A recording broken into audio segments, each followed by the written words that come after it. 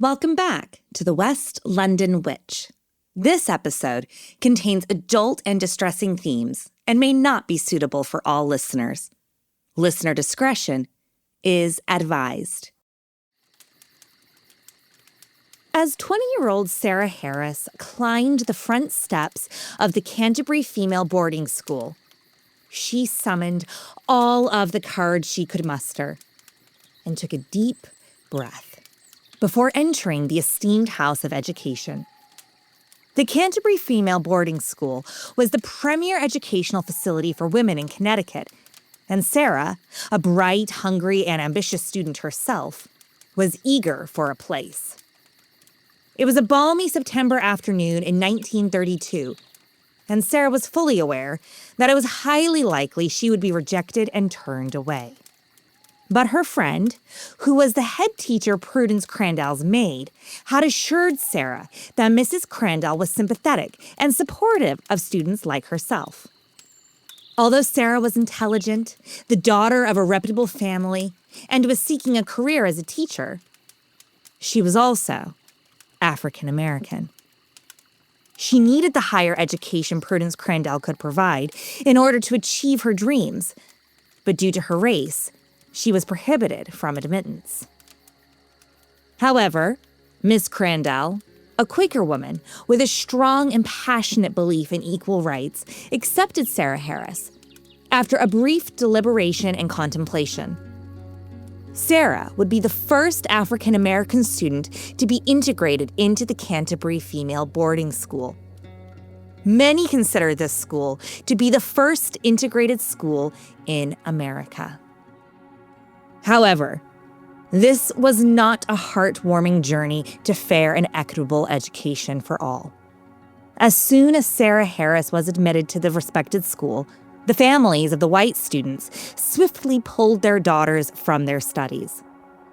This did not deter Prudence, who transitioned the school into a school exclusively for African American girls.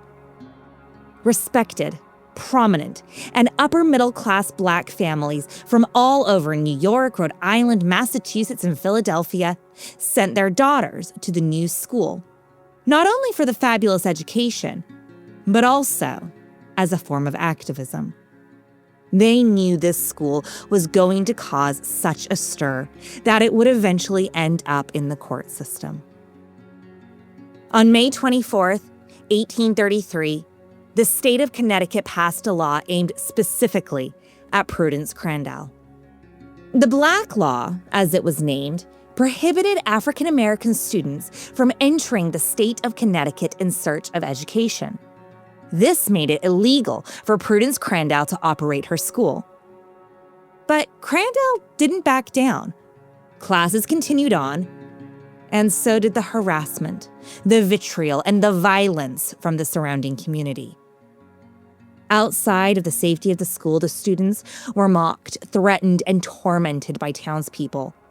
Vandals repeatedly targeted the school, and there was even an attempt to set the school on fire with the staff and students inside.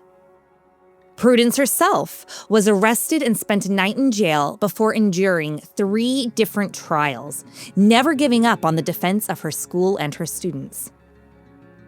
However, on the evening of September 9th, 1834, an angry mob of townsfolk surrounded the school in a riotous rage, smashing and ransacking the building as the students sat in their night clothes within. The next day, on September 10th, with a heavy heart, Prudence Crandall closed the school. It was too unsafe for her students and staff, and she was aware that on this occasion, they had been lucky. The only damage was to the building, and not to her girls. Although the school was only in service for 17 months, it was not a failure. The legacy of Sarah Harris, Prudence Crandall, and all 27 students of Miss Crandall's School for Young Ladies and Little Misses of Color live on. The ghosts of these brave souls reverberated through to the 1954 U.S. Supreme Court case of Brown versus the Board of Education. and furthermore through to the modern obstacles that continue to plague the education system to this day. In 1995, Prudence Crandall was named the State Heroine of Connecticut.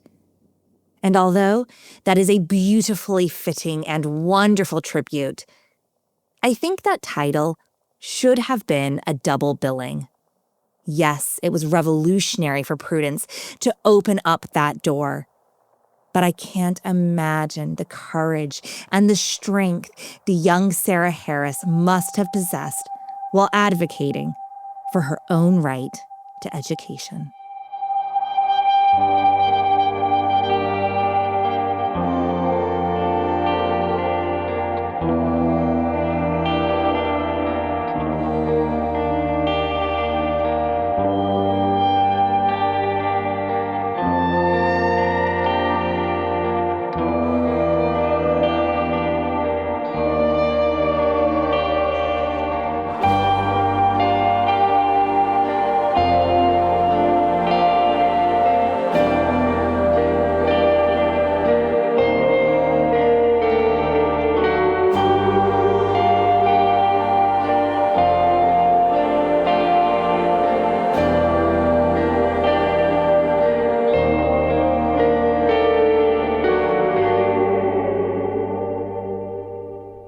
Do you ever lie awake in bed at night and wonder, what is happening in the West London Witch Patreon?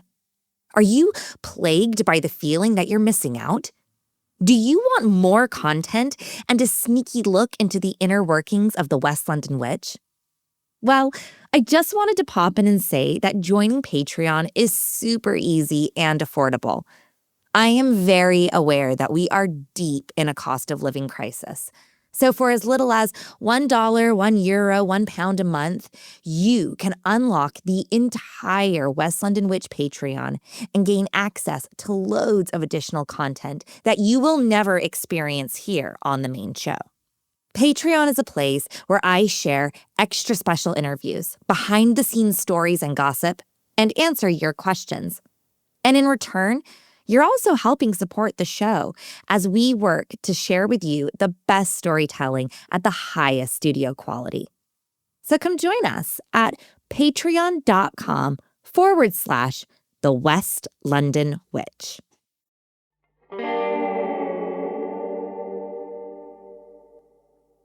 Hello, and welcome to episode 88 of The West London Witch, a podcast where we share stories about those moments where we find ourselves very much not alone.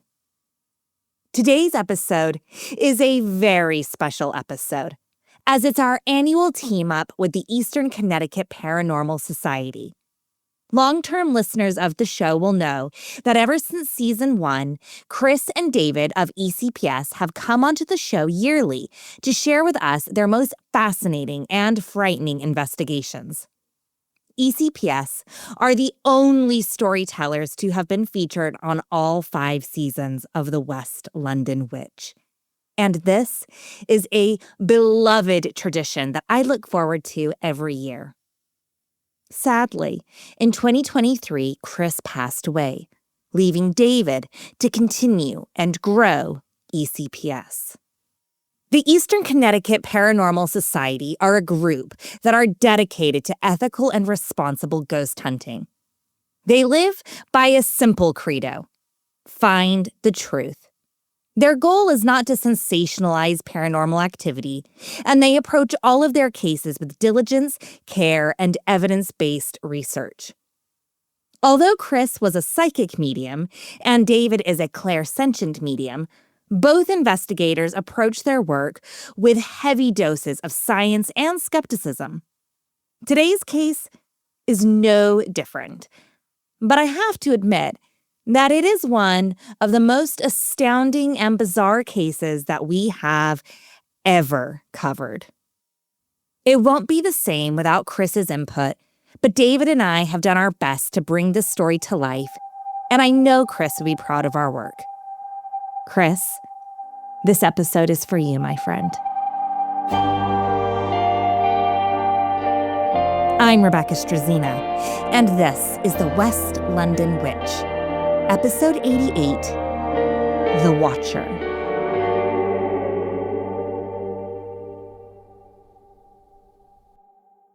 We're going to talk about one of Chris and my favorite cases. It was one of the first cases that we ever did as a team. It was at a private residence in Chris's hometown, actually, Canterbury, Connecticut. For those that don't know, Canterbury is very much part of Eastern Connecticut. It is kind of a little bit more, let's say, redneck than you would think for other parts of Connecticut. It's very country out there. Canterbury, or Canterbury, Connecticut, is a charming little town tucked away in the northeastern corner of the state. When David says it's small and quiet, he isn't lying. Canterbury is tiny. As of the 2020 census, the population of Canterbury rang in at only 5,045 people. It was settled by English colonists in the late 1680s and is an extremely homogeneous community. 89.45% of the population identify as white. Although the town is minute, it's known for its scenic beauty, historical architecture, and most notably, the Prudence Crandall School, which is just a short 17-minute drive away from another West London witch haunt, the Wyndham Inn. So we got a call. This is when it was just me, Chris, and Melissa on the team, just starting out. We got the call.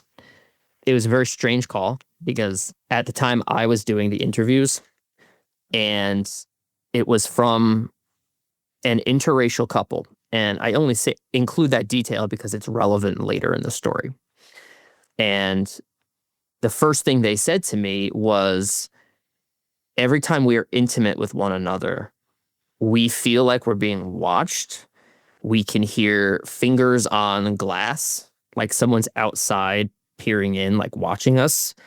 And then they hear all kinds of noises and almost like breathing sounds while they're, doing it. I always kind of make the joke at presentations and stuff that, and it's true, he didn't care at all. He was like, let the spirits watch, whatever. But she thought it was a problem. So therefore, it's his problem too. The claims were extraordinary, delicate, and the team were in a bit of a bind. How do you investigate this type of activity? Short of putting a camera in the bedroom and filming the couple, a tactic the team certainly were not going to do, there wasn't a really good way to recreate the claims. The team were going to need to be creative. So I said, okay, well, we'll come out, we'll check it out. Now, at that time, we were doing preliminary interviews in person. So Mel and I actually went out there by ourselves without Chris, because at that time, Chris was completely kept in the dark, but I was not. And we met them in person. They're very legitimate in their claims, very logical, very nice people. We saw no, red flags, health-wise, psychologically, any of that. But the one thing we did note was that their house was very, very small. It was like literally like a cabin-like apartment. The cabin was cozy and quaint. It was essentially 2 rooms. The ground floor was a combined kitchen and living room with a tiny restroom off to the side, 20 by 20 foot maximum. The basement was being used as the sleeping quarters. Half of the space were for the mom and dad, and the other half for their young child. So, of course, our assumptions, we were like, this is going to be a short night. I mean, how much do we really have to investigate? We're going to do 2 sessions, maybe one upstairs, one downstairs. May probably get nothing because in the middle of Canterbury, there's no radio reception. So the spirit box doesn't really work. So we're like, okay, it's going to be a really short night. Actually proved to be the opposite. It was a great case. After David and Mel's initial visit and preliminary interview, The team set up a time with the residents and Chris for the investigation to commence. We show up. First thing Chris says is it's going to be a short night. This place is super small. I'm like, I know. I thought the same thing. We'll just see where it goes. Clients left for the night. And we start setting up our equipment. At that time, we had a DVR system. So we would set up, up to like 8 cameras throughout the property. I think in this case, we used maybe 3, 2 downstairs, 1 upstairs, something like that. And as we're setting up, I'm in the kitchen and one of those cookie sheets, like the metal ones, falls. And if you've ever heard a cookie sheet fall and land flat, it makes a very, very loud noise. It fell and scared the hell out of me. Like I jumped probably 10 feet in the air. We're looking around. I'm like, where did this fall from? We couldn't really figure it out. We think it fell from the top of the refrigerator onto the counter. But then when we look kind of further, we couldn't figure out how the thing fell. The team were perplexed, confused, and certainly startled. But this wasn't in line with the activity the clients had reported. And they weren't going to waste time fretting over a fallen cookie sheet. No big deal. Not paranormal. Or maybe it was. Who knows? But it got a good scare out of me. Then we start going through our equipment, and our equipment's not working. So I put new batteries in everything. Still not working. The K2 meter, the EMF meter, starts going haywire. And you wouldn't really think so. Again, a lot of the older houses and stuff, sometimes the K2 meter just doesn't do anything. And in this case, it was just going nuts. So I'm like, okay, on one end, this device is useless for this location because it's just going off all the time. We can't even really establish a baseline. And on the other end, we're like, well, maybe it is something. So we'll try it anyway. So after a lot of frustration, finally, we got the equipment kind of working and doing everything we wanted it to do. And we decided to start the session. We decided to start upstairs in the living room. The team began with a basic EVP session. No noisy spirit boxes or Ovilus. Just a dark, quiet room with 3 investigators and a tape recorder. The first thing that Chris started saying throughout the session is that he was being drawn downstairs, but he physically could not go downstairs. He would like go up to the staircase, and then like back up and be like, I just can't go down. I don't know what it is. Physically, it doesn't want me to go down. So we kind of noted it, but we stayed upstairs for the time being. We wanted to kind of figure out what was going on. And we weren't really getting much. Again, we didn't have our spirit box on, so we're not getting real-time answers here. This is just us asking questions and listening for noises, different responses, things like that. And it's just quiet. We're not getting anything. But we all have this feeling of like we're being watched, kind of like what the clients were claiming. Chris starts saying that he sees a man in overalls, kind of like middle-aged, maybe 40s, and he's lurking around the house, and he's peeking through all the windows. Now, just as a reminder, Chris did not know what the claims were going into the home. He's basically picking up that someone is lurking around the house, peeking through windows, but we didn't tell him that. So we're like, okay, Mel and I are like, he's onto something. He also says he's seeing a 10-year-old boy holding like a stuffed bunny rabbit. And that this child, this spirit child, is playing with the client's kid. So we kind of have 2 spirits now that Chris is kind of thinking are on the property. These psychic findings were fascinating and did jive with the client's claims. But they were merely circumstantial. The team had not collected any hard evidence to share with the clients. Finally, I ask, are you downstairs? And we got an EVP that says, yes. It sounds like a male voice. So we're like, okay. Next, I guess, is we're going downstairs. So, like I said, Chris could not physically kind of go down, or at least first. So there I am, and I'm like, I'll go. So I go down the stairs first, and the energy just feels off down there. I know it's a basement. It's dark. It's, they're usually a little damper than usual, colder than usual, but it just didn't feel right. People who are listening to this know what I'm talking about. And there's all the children's toys on the ground. So I had the K2 meter. I go up and I hold up the K2 meter to the children's toys. And the K2 meter starts going haywire again, but only when I was holding it up to the toys. So I'm like, that's weird. There's clearly no, electromagnetic field coming off of these kids' toys. They're not even battery operated. Then when we're down there, we start doing our EVP session, and we start hearing voices. All three of us, separately, we kind of came to this conclusion that we were all hearing something, but we kind of thought it was like each other maybe whispering, but it wasn't. We kept feeling like we were being watched. Clearly there's no one there. It was just us three. And then I start getting almost like I felt like I was going to be sick. So I felt like I was going to throw up. This was the first and only time David has ever had a visceral and physical response to a location. But the strangeness didn't stop there. The equipment dies again. And now we're getting really frustrated. We're like, what the hell? We keep trying to talk to the spirits. They're kind of not interacting, but we know they're there. Chris is seeing them. But now they're messing with the equipment because the equipment worked fine. We charge everything before cases. We make sure we have extra batteries. Some of the equipment was new, so we're like, there's really no reason this should be happening.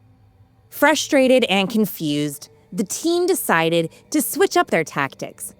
David pulled out a flashlight, and the group assembled for a classic flashlight session. For whatever reason, we put the flashlight on the floor, and then we put a camera on it. And Chris says, "Are you here to see?"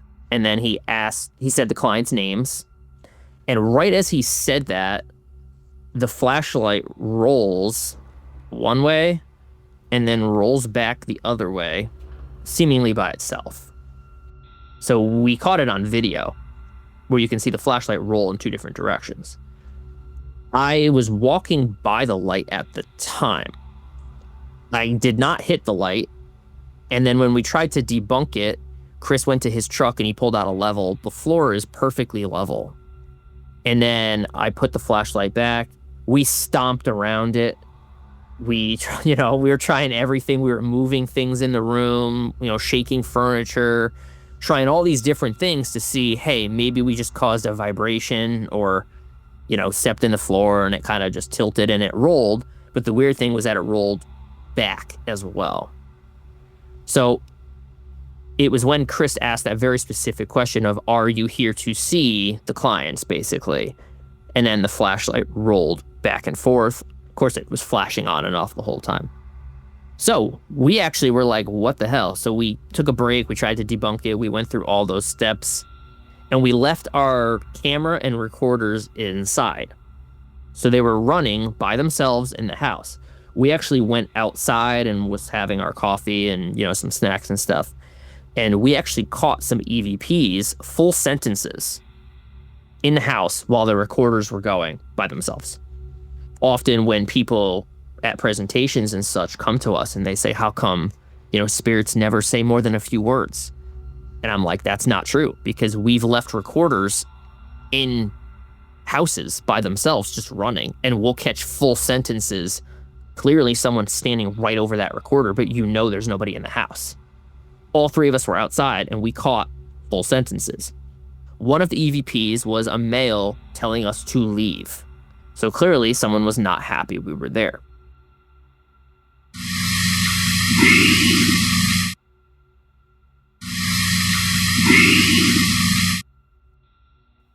The full sentence that we caught is, we're not 100% sure to this day what it's saying, but we believe it is saying, after a lot of analysis of this audio, now we get to put flesh in hand. So, in the context of what the claims were, now we get to put flesh in hand. You can kind of come to your own interpretation of what this male spirit is saying he is doing or wants to do. So yeah, I'll leave that at that because we're not 100% sure if that's what it's saying, but it's definitely now we or now I get, and then you can hear put something in hand. So.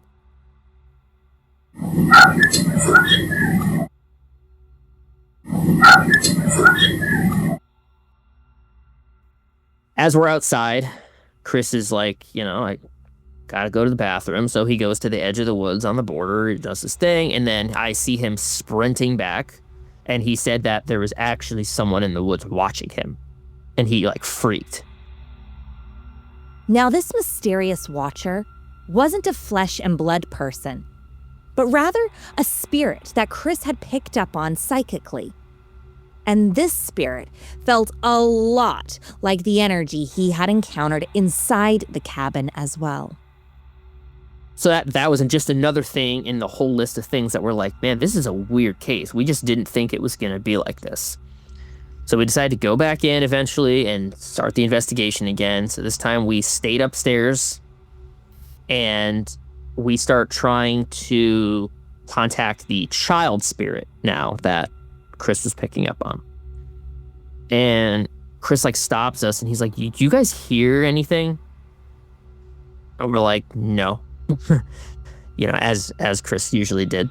And he says, I'm hearing music. And he starts drawing music notes.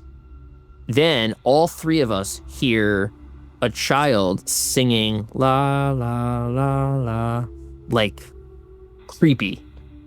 All three of us heard it, but the recorder never picked it up. Someone was definitely singing a song. And it's weird that it coincided with Chris's music notes. At this point, the team were convinced that there were, in fact, at least two spirits. One of a child and the other one of a man who did not want the team on site. We keep asking questions now. I kind of think we wrapped back around to the male spirit because I think he was giving us some answers. And Mel asks who the spirit is watching. And the response we got from a female spirit was actually slut.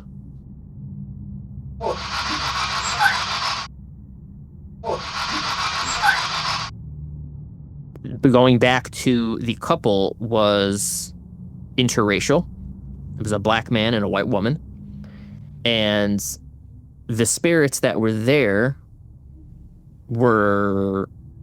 they did not approve of this relationship. So they were kind of lashing out at them.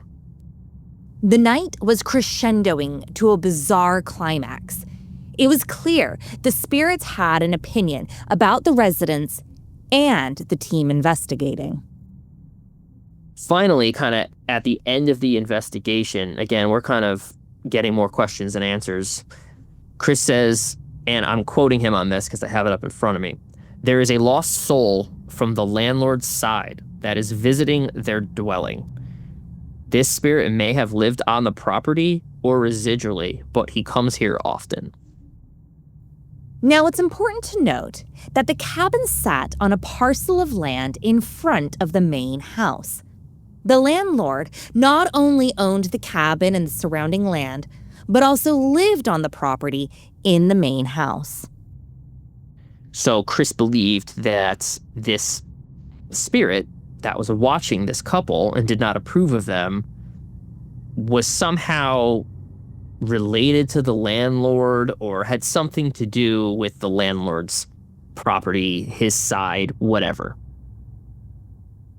The night came to a close, and the team went away to review their evidence, pursue more research into the land and the property, and work on their presentation for the client. So we do our research and our evidence review after the case, and I mentioned that Chris drew this spirit he believed was spying on this couple while they were being intimate. And we send it to the clients. And then the clients actually showed it to the landlord. And the landlord freaked out because the exact image that Chris drew, he said, "That's my brother." And his brother had died about 10 years prior. And his brother had a criminal record where he was arrested for being a peeping Tom. So this is really a Chris case. Putting the whole story together, Chris was able to find out and identify exactly who this spirit was that was being a voyeur and watching this couple while they were being intimate with one another. And again, going back to kind of Canterbury, it's a little bit more conservative, traditional, and especially back then when this spirit was alive, interracial couples were not really a common thing. So they were essentially being harassed by the spirits. We don't know who the child is. We just know that the child's probably there and was playing with the client's child. And we don't know who the woman was who came forth and gave us that lovely response. But clearly she didn't approve of the relationship either, and therefore that's why she was calling the woman a derogatory name. The team's findings were incredible. They had not only confirmed and validated the client's claims, but they had even tracked down the perpetrator, who was acting in death exactly how they had in life. But this left me with a question. Where do the clients go from here? In some ways, it's even more terrifying to know that their worst nightmares had been confirmed. They weren't crazy. There was someone watching them. A true creeper. Now that ECPS had made these discoveries, what was their role in the future, if any at all? You give this information to the client. What do you do next? Do you cleanse the house? Do you leave them with that information? Do they come to a resolution? Or is it just, here's your info, do with it as you will? So when we gave the clients our findings and we showed them all the evidence, once they knew who the spirit was, they were able to kind of take control again. So because they were able to, again, kind of put the face to the feelings, they laid down their intent that they did not want him watching them or interfering with their privacy or their home life in any way. He was not allowed to, come near their child. So basically just laying those ground rules of, hey, I'm alive, you're not. This is my home, not yours. That really went a long way in knocking down the activity. And then, of course, having them stick with their faith and reinforce their beliefs was huge. And then, of course, just telling them that we're here if you need us. So having that kind of support system where you can then shoot questions off to and talk with someone about went a long way psychologically as well. And that's it. That's all we had to do. We didn't have to, bring in, a priest or an exorcist or anything like that. It was literally just educating the clients and making them understand that you have control. And I think within 3 months, activity was gone. It's so simple, but so effective. And the best part is, the clients had their power back. They were in the driver's seat. They had control over their home, and more importantly, their fears. To have someone come in and wave a magic wand to vanquish the monsters is nice. But to know that you have the authority, the strength, and the influence, that's the true superpower. And that's something I love about ECPS's approach. By demystifying the supernatural, they help their clients to not only understand what they're living with, but also teach them how to set those paranormal boundaries and be in control over their own lives. And it worked. So whatever happened to the male spirit, the peeping Tom, is whether he went away or he crossed over, whatever the belief is, he stopped bothering them after a few months. So. And ultimately, that's what they wanted in the first place, isn't it? So, problem solved.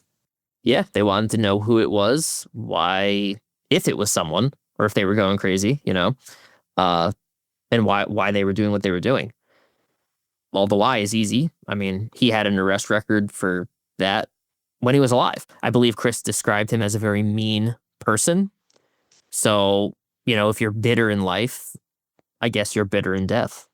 Overall, we thought it was going to be a dud because it was such a small house, and it turned into one of the craziest cases that we could have had, and that we've had to this day.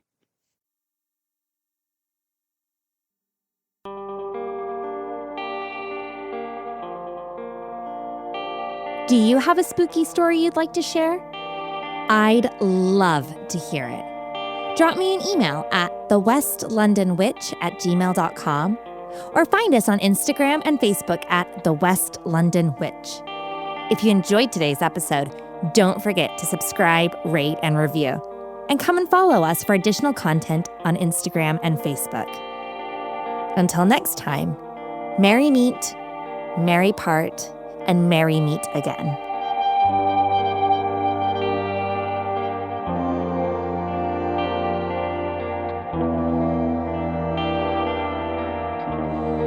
The West London Witch is created by me, Rebecca Strazina. Our sound designer and production magician is the incredible Danny Cross. Our theme music was bespokely written and performed by the wickedly talented Kyle Hall. Our cover art is the beautiful collaboration between Lizzie Wilson and Jake Bowser. Special thanks to Miss Sinead Bowers, our quality control and biggest cheerleader. And thank you to you, all of our listeners all over the world. These are your stories. Thank you for sharing them with us.